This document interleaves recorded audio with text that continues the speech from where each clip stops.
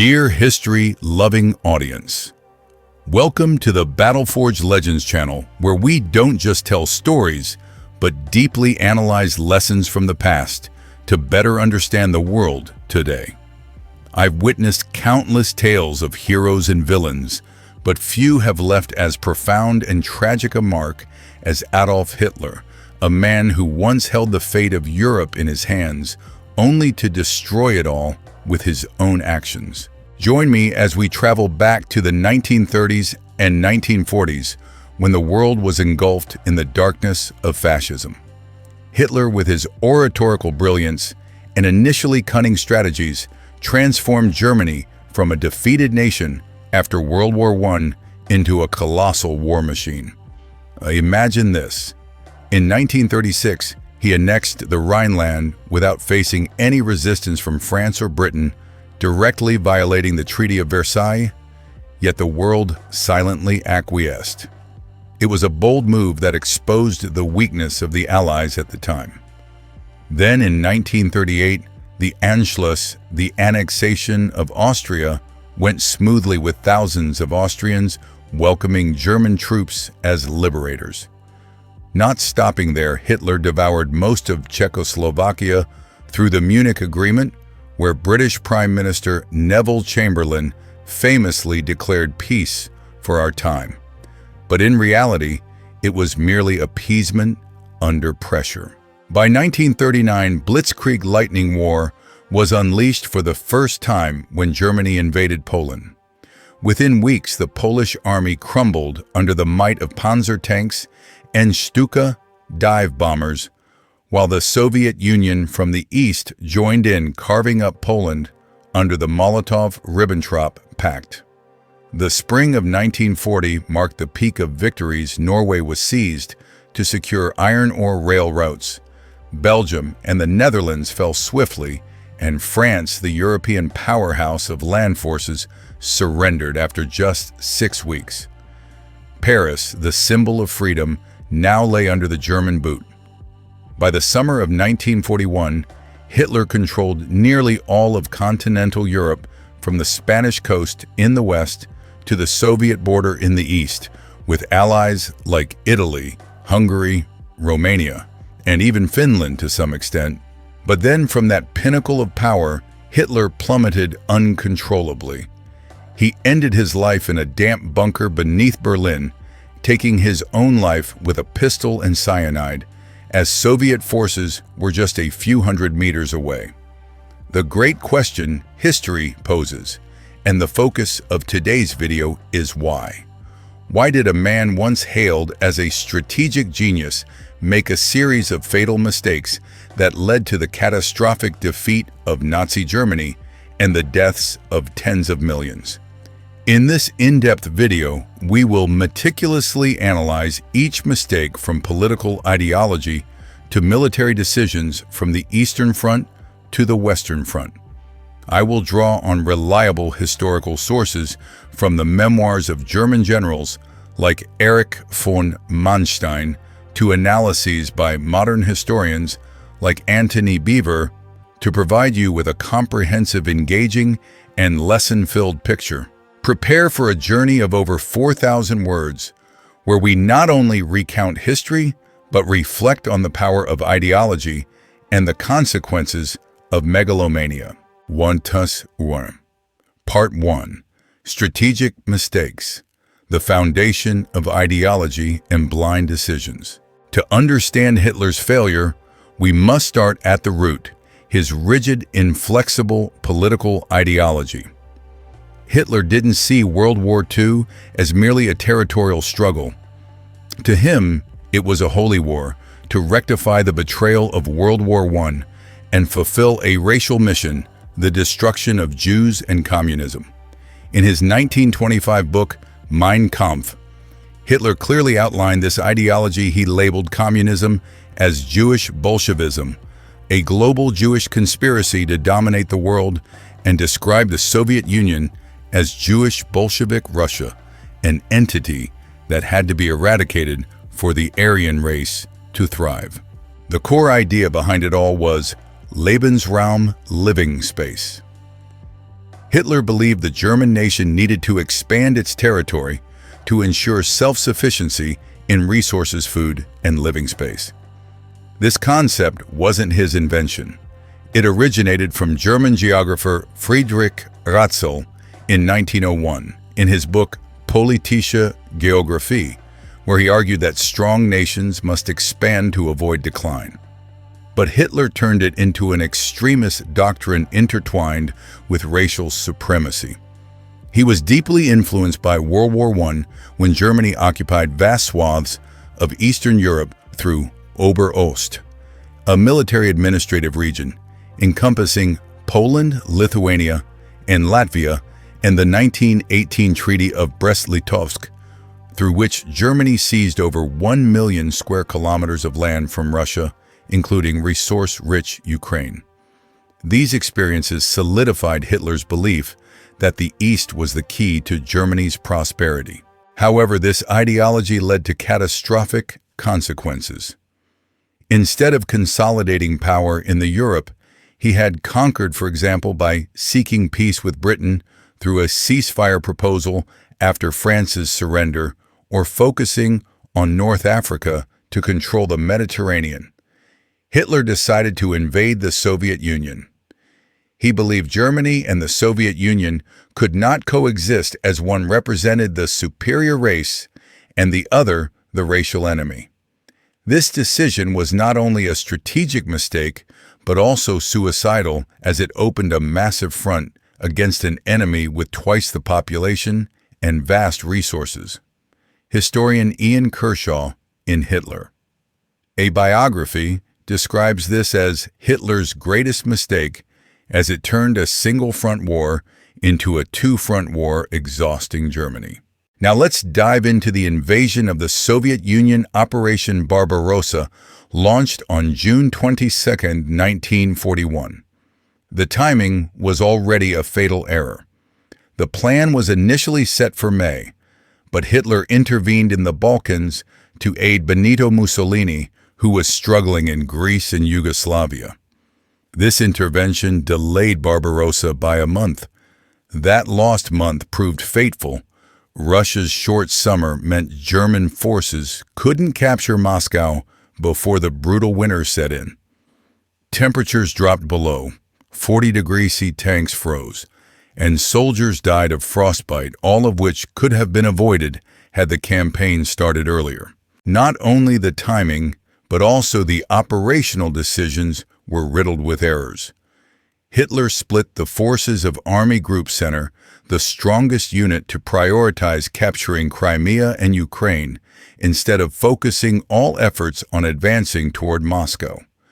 Generals like Heinz Guderian and Fedor von Bock vehemently opposed this, arguing that Moscow was the Soviet Union's political, economic, and transportation hub. Capturing it would shatter resistance. But Hitler, obsessed with Ukraine's oil and food resources, ignored them.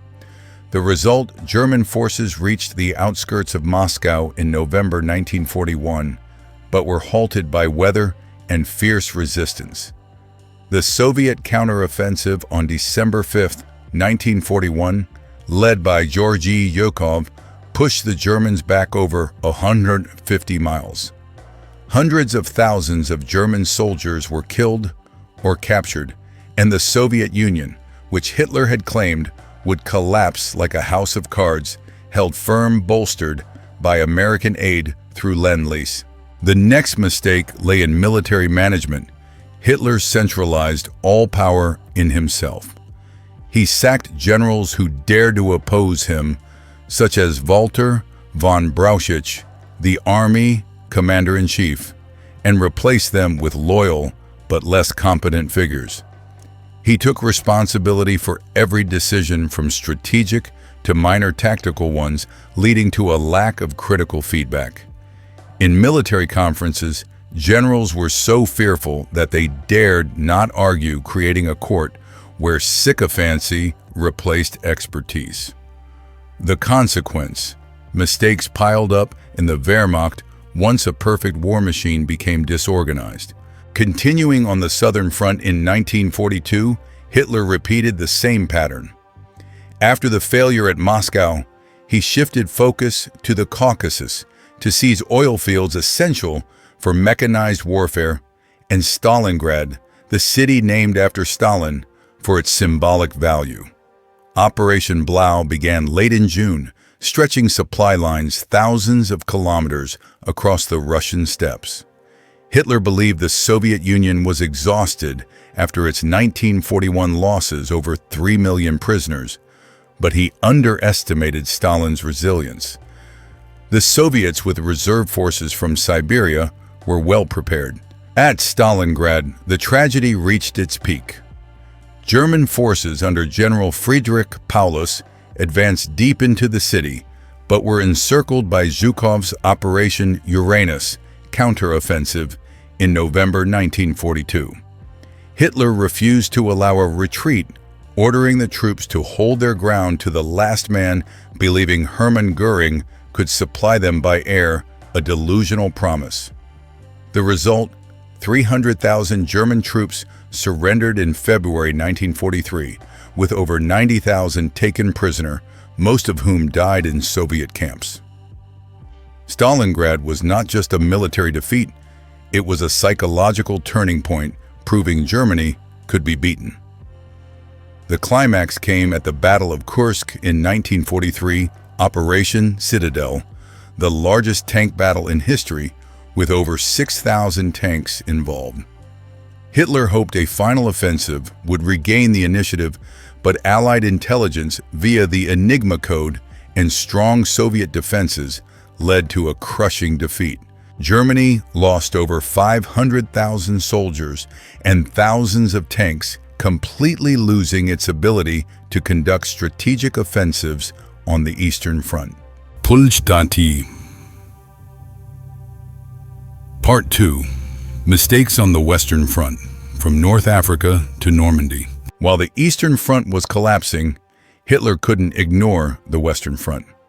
After the defeat in North Africa in 1943, where Erwin Rommel, the Desert Fox, was defeated by Montgomery at El Alamein, Hitler had to divert forces to counter Allied landings in Sicily and Italy.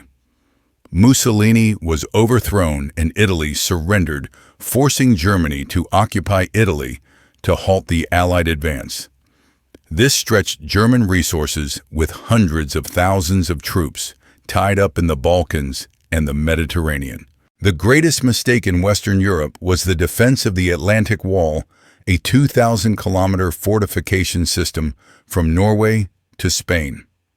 Hitler invested millions of tons of concrete and thousands of guns, but a chaotic command structure undermined it all. Some armored units reported directly to Hitler instead of Field Marshal Gerd von Rundstedt, the Western Front commander. He hesitated in deploying them, keeping some panzer divisions south of the Loire River, far from the Normandy coast. Rommel, tasked with coastal defenses, wanted tanks near the beaches for a swift counterattack, but Rundstedt favored keeping them in reserve. Hitler, with his indecision, compromised halfway, leading to a scattered deployment. Worse still, Hitler was completely deceived by the Allied deception campaign Operation Fortitude.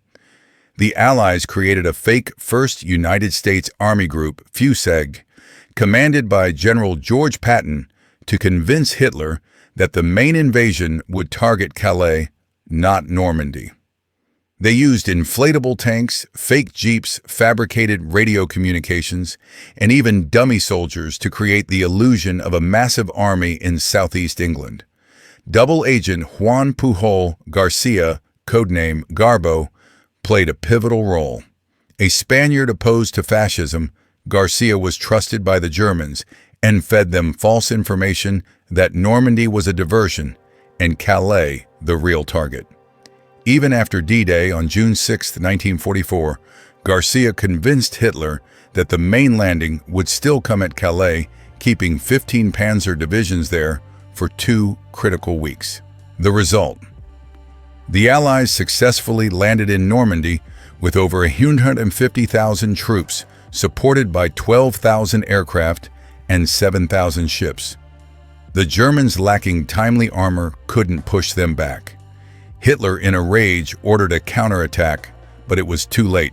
A second front was opened, and Germany was caught between two pincers, the Soviets in the east and the Allies in the west. Chapter 1. Part 3. The consequences of mistakes.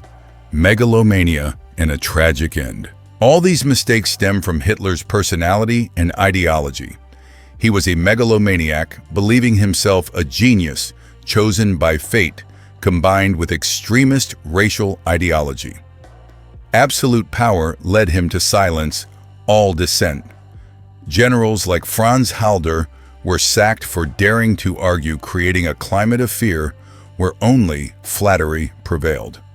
The consequence: self-destructive decisions like the no-retreat order at Stalingrad or the delayed counterattack in Normandy. The end was tragic. The Battle of the Bulge. The Ardennes offensive from December 1944 to January 1945 was Hitler's final gamble to split the Allies in Belgium. With 200,000 troops and 1,000 tanks, he hoped to repeat the success of 1940, but bad weather, fuel shortages, and American resistance led to failure. Germany lost 100,000 soldiers, and the road to Berlin was wide open. In April 1945, as Soviet forces encircled Berlin, Hitler took his own life in the Führer bunker, ending a dark era. Murder 1. Conclusion. Lessons from the past. In summary, Hitler's mistakes from a rigid ideology leading to the invasion of the Soviet Union, flawed operational decisions like splitting forces and starting late poor military management by ignoring generals, to being deceived on the Western Front, sealed Nazi Germany's fate. These were not just strategic errors, but the consequences of fanaticism and inflexibility. What do you think? What other mistakes, such as the failure to develop nuclear weapons or manage the economy, contributed? Let us know in the comments below. And don't forget to subscribe to the channel for more historical analyses. Thank you for watching this lengthy video. See you next time.